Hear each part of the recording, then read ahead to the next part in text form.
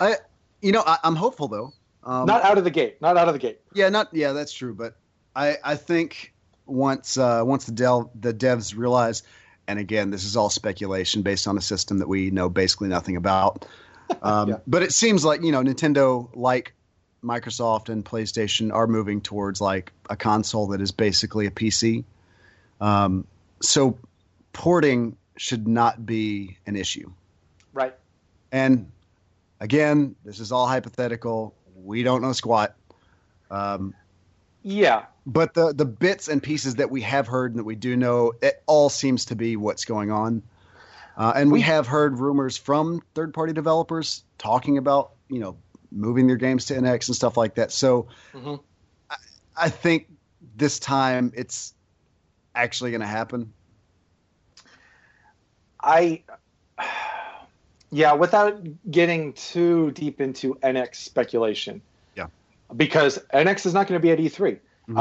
Zelda, The Legend of Zelda for Wii U was recently confirmed to be coming to NX as well as Wii U. Now, we do not know if that means day and date. We don't know if that's a delayed release like we saw with Twilight Princess and the Wii GameCube launch, where the GameCube version, which was the original version, came out like a week or two, maybe 3 later. Came out in December, I think. Right. We don't know what that means. All we know for now is that The Legend of Zelda is coming to NX and will still be releasing on Wii U. Yeah, sorry, go ahead. No. All I was going to say is, and the only other thing we know is Zelda's the only game from Nintendo 83. So on that note, moving, kind of going back to Nintendo's presence there, to be honest, I do understand their reason for doing this. You don't want to jump the gun on things. You want to make sure everything is done correctly. With them, as much as I hate it, with them kind of giving up on the Wii U, and moving on to the NX, it's fine. Just rip the Band-Aid off and let's go. Yes. That's my sense as well. Yeah, it hurts. I hate, that I did invest in a Wii U. It is painful, but like you, I love Nintendo. I want what's best. I want them to be successful again. I want a successful console that will sell, because when you get more people to buy into your console, you are going to get better games and everything else. So we need this to happen. So I do understand, but maybe this isn't as important, but just to throw a silver lining on their presence at E3. One thing that we do know is that if you're at E3, you've got your space, and you're given that space next year. So I think, one reason they didn't pull out completely is if they pulled it out entirely, they would lose that big space that's in a perfect area for Nintendo. They would lose that. Other people would be able to buy that up. So they have to keep their space. They have to still have something there. But if Zelda is the only thing there, this is what I was joking with you about earlier. That's a really big space. And if Zelda is the only thing there, I fully expect, because Nintendo always does really badass displays, I fully expect Nintendo's entire area to be freaking Hyrule. You will be walking into Hyrule. I'm sure they'll have Lost Woods and the castle and everything. Yeah, if at minimum that booth doesn't look like Town Square Hyrule Castle, then they have failed. No, I think if they can deliver that, I think people will completely forgive them. Well, maybe I'll say the people that are attending E3 will forgive them. Well, it's shocking, not just because, first of all, there are still titles coming for Wii U this year, and not to mention the entire 2016 lineup for 3DS. And Nintendo is really suggesting, maybe it's more than a suggestion, maybe it's a confirmation at this point, that there are no other games that they're talking about at all. What are the other big titles coming out this year? I know that with God, I keep wanting to call it SMT XFE, the Shin Megami Tensei Tokyo Mirage Sessions. Right. That'll be over at Atlas. So well, that's okay. So I mean, Atlas is going to have a big booth this year because they'll be doing their Persona, and they'll be doing. Maybe they'll have a little row playing that game. Yeah. Even though I feel like it's being left out there to die here in the States, unfortunately. But I know like that was my big Nintendo or my big Wii U game for the year since Zelda had been pushed back. So like, what else is there? Yeah, I mean, in terms of first party support, like there's the Paper Mario game. The Paper Mario. I forgot about that. I forget what it's called. The Paint one, I believe, which I think is worrying a few people because it seems a little too close to Sticker Star and not enough like OG Paper Mario. Mm-hmm. And Sticker Star was not that well received. I never got a chance to play it on 3DS, but it was not well received by the fans. And I feel like there's been a lot of this kind of experimentation within Nintendo the last few years, just judging by their output, where we see games like Sticker Star, like 3D World on Wii U. Mm-hmm. We're seeing experimentation in HD remakes. We're seeing, whatchamacallit, there was another, there hasn't been like I was going to say there hasn't been a proper Kirby game, but there have been very interesting Kirby games being designed. I think what you're saying is there's been a lot of filler. Yeah, I'm trying not to say filler. Like, I'm not going to hesitate. Like the most bomb. of it's filler. Like, if we want to derail the entire conversation, like there is a big, there's a big piece of filler coming out on 3DS this year in the form of Metroid Prime Federation Force. Oh, God. It hurts, Nintendo. Please, just don't. I feel like there have been more announcements like that, where it's, we heard you wanted Metroid Prime, so here's a spin-off. I feel like there's been more of that from Nintendo the last few years than there have, here's Metroid Prime 4. You know what I mean? Yeah, I feel like that's where the experimentation has kind of come in. Like, like even like Animal Crossing. We haven't had an Animal Crossing game in a while. There was not one on Wii U, and on Wii U it seems like the perfect franchise because of the inventory management that you could do on the gamepad. And instead, it's the Animal Crossing party game. Mm-hmm. The weird Mario Party thing. I feel like we haven't even got a real Mario Party either. Nope. As Kyle Bossman said, this is straight up Phyllis Diller filler. Oh, jeez. Yeah, but he's right. He is, and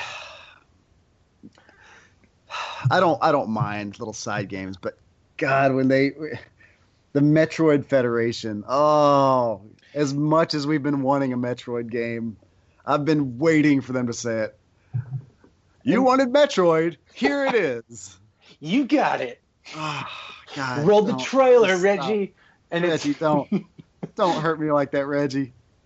And it's, I don't even know who the characters are. Like, they're not even like characters from the universe up to this point, are they?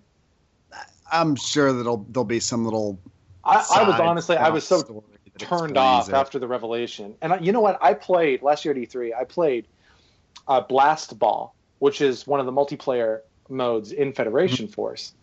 And like, that's really fun. It's a lot like, it reminded me a lot of Rocket League. It's kind of this 3v3 and you're fighting to like get a ball into a goal. And yeah, that was a blast. Oh, literally. But aside from that, like, you couldn't go hands-on with the campaign. Like, they didn't have like as far as I saw, like, you couldn't do like 4-player co-op with the campaign. Yeah. And that might have been enough to really shut up the critics. But like, from Nintendo, the way I take it is that they are very literal with their announcements and their wording. And you should never assume you're going to get something because it's so obvious that something should be there. Yeah. That's like online multiplayer in Star Fox. How in the world in the year 2016, and I know a lot of people are over people saying it's 2016 as like an example, but like we have had competitive online gaming for quite a while. We have had great games with both flight simulation and arcade style fighting, like in the air. Where is Star Fox dogfighting? Well, I think this goes back to what I was saying. I don't know, when we were discussing this a week ago or so. I really feel like Nintendo just saw the writing on the wall, and maybe it was planned. Maybe they wanted to do a lot more with Star Fox. Maybe. And I think they were just like, yeah, let's just kind of tie this up. Let's tie this up and do as little polish as possible. Let's not add all the extra stuff we wanted to do, and let's get it out there. Don't bother with the graphics. Don't bother with with textures and shaders. Anything modern looking. We want to keep that 64 aesthetic. Let's leave it in alpha and just patch the holes. Just patch the holes and set that ship on sale. It's I admit it is mean, and I feel bad because a lot of people really like Star Fox Zero. Yeah. But for me, like, I have expectations based on other games that come out, including Nintendo's own. Right, because go ahead. No. Go ahead. No, we know what Nintendo's capable of.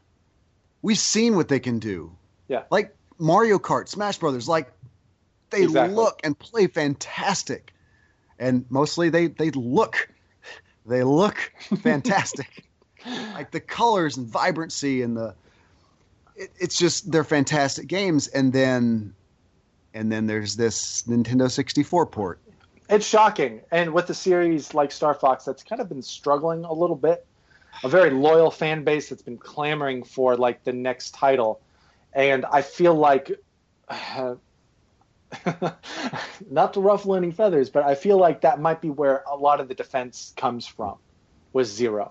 Yeah. Is because what I played, what I've seen, what other critics are saying, what journalists are saying, Star Fox Zero is not too hot of a game. Yeah. And every game has its fans. And I think that's great. And I think developers should always strive to experiment with their IPs. I'm not saying we have to get the same thing over and over again or anything like that, but I wish that Star Fox Zero had gotten the treatment it deserves, is ultimately my point.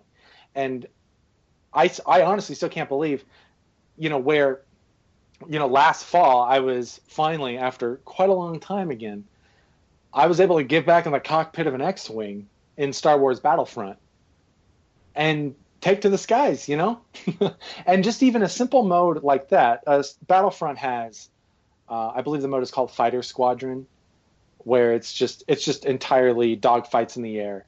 A really simple, but it's really fun, and it can be really intense at times. And then other modes, and the bigger modes in Battlefront, air support is just crucial. But anyway, like, you could do something like that, just that dogfighting mode. You could do something like that with Star Fox, and I think it'd be a blast. And I find it a little disappointing that Nintendo chooses not to take some of these, in my opinion, obviously great and beneficial routes in their development. And sometimes you see like these ideas come about in their announcements, and like when they announced Star Fox 64 for 3DS, the 3D remake, they showed off a multiplayer mode. And when I talk about that, like, you have to take Nintendo literally at their word. Don't let the hype consume you and start brainstorming all these things they could do, because they didn't say that. When they showed off Star Fox on 3DS, and they showed like you can play with your friends, and it showed like your friends' faces and their reactions through the 3D camera, like above their fighters, and like that whole thing.